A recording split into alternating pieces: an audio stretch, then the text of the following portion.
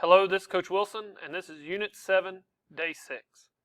Today's journal is reviewing some of the things that we talked about in Day 5 with labor unions, such as what are some ways that laborers struggled during the late 1800s? What were their struggles with the family, with industrialization? So we're just looking back at some of those things that we talked about with how did laborers get rights, how did they improve their situations, etc.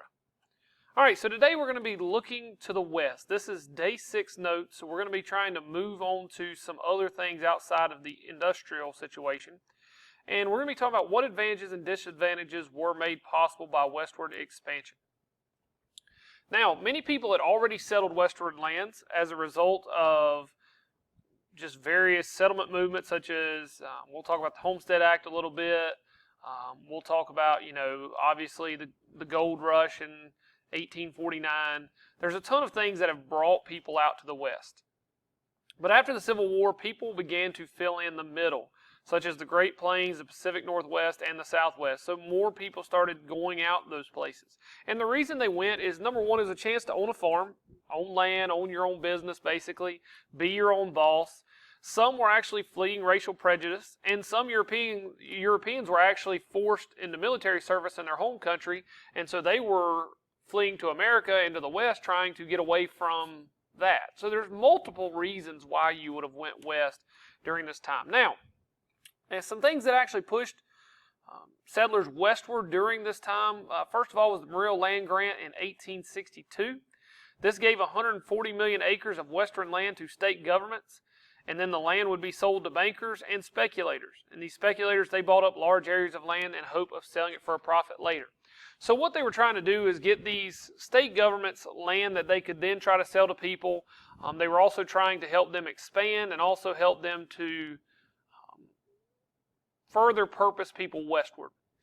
The second thing is the Homestead Act, and this was the more important of the two, mainly because this one dealt with normal American citizens as well as immigrants.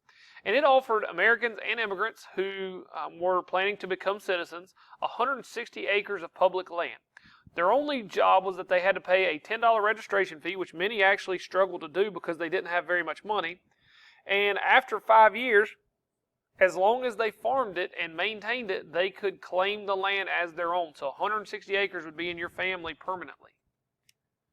Now, homesteaders, many thousands of people benefited from this act, but the problem is they had no money for the fee, and then they had no equipment and no transportation for the goods that they needed to take out there to survive. So there was definitely an issue of getting out there and settling in the West, even though there was a huge opportunity. Now, fraudulent claims was a huge problem during this time. Speculators would file these phony claims, and basically what they had was these mobile cabins that they could move from plot to plot of land, and essentially make it look like they were living there when somebody came by from the government to make sure that they were tending to the land, and then once they had claimed the land, then move their cabin somewhere else. By 1900, over 600,000 claims for 80 million acres had been filed by the homesteaders, so a huge portion of land had went to various people that were quote-unquote homesteaders. The problem is over 6 times as much public land than that had gone to businesses. So a lot of these businesses had bought up land in these areas, and you're going to see a small portion of people that own a huge portion of land in regards to industrialists. Excuse me. Now, jobs in the West were very specific to a couple fields. Number one was farming. Second was ranching, mining, or railroads. Those were some of the most popular jobs in the West. And part of that is because a lot of times you had towns popping up. You didn't really have these big cities or any place that was really structurally central to settlement. There was also a huge labor shortage in the West because they just didn't have the same amount of people that the East did from all the immigration. And so they were able to offer higher wages. The problem was there was bad job security. Maybe the railroad gets finished, the mine dries up, maybe there's a bad winter or a bad, there's too much heat and you can't grow anything and the farm dies. There's just so many reasons why you could lose your job in the West. Also, you could just be killed because mining and railroading were dangerous work.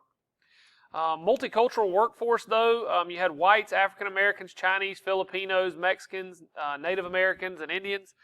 So you've got a ton of different backgrounds here. The problem is that the workforce is going to be divided on racial lines. So your whites are generally going to hold your highest jobs, then you're going to have your immigrants, then you're going to have your African Americans who were just freed from slavery. So even in the West, you're seeing this racial stratification going on.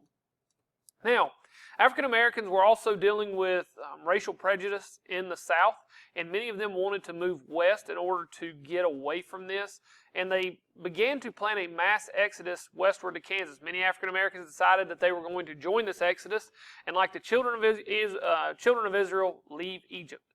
The problem was they had no real experience in farming of their own. Like they had farmed, but they didn't really have experience in managing a farm or in terms of buying a farm. They had no money. The bigger problem was in going to Kansas. The KKK is still really active in Kansas. If you remember all of the things we talked about with the Civil War with Bleeding Kansas and how much fighting there was over slave abolitionists and slave owners and those who are pro-slavery, it still ends up being a better situation and a better life for most of those African Americans. So it at least did help them to move west. Now, there's a lot of cooperation that has to go on in the West in order for them to survive, such as using buckets of water to collect rainwater, or buckets to collect rainwater, I should say, if there was no water supply present, which was very much the case in some of these more desert landscapes that they were headed to out in the West. Wells were very tough to dig, and they were much deeper than in the East, which made it even harder in order to get to water. And many of these families cooperated to survive by building houses together, barns, helping sow for each other, husking corn together.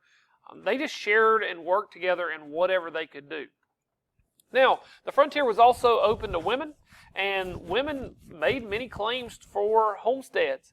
And for women, this was a chance for them to pursue jobs outside of the home, such as studying the law, medicine, or becoming business entrepreneurs. You have all of these opportunities for women, and because there's so few people going out west, it definitely made sense for women to try to push their opportunity for rights forward. In 1887, ladies were lobbying for suffrage in 2 Kansas towns, and by 1914, over 11 states had women voting, and all but 1 were west of the Mississippi. So a lot of your holding women down, at least from a government perspective or from a voting perspective, is still going to be in the East, where they're still kind of marred and stuck in those old ways. All right, so here's your 3 vocabulary words for the day. If you're having any problems, please let me know. Other than that, I hope you get all the notes, and I will talk to you soon.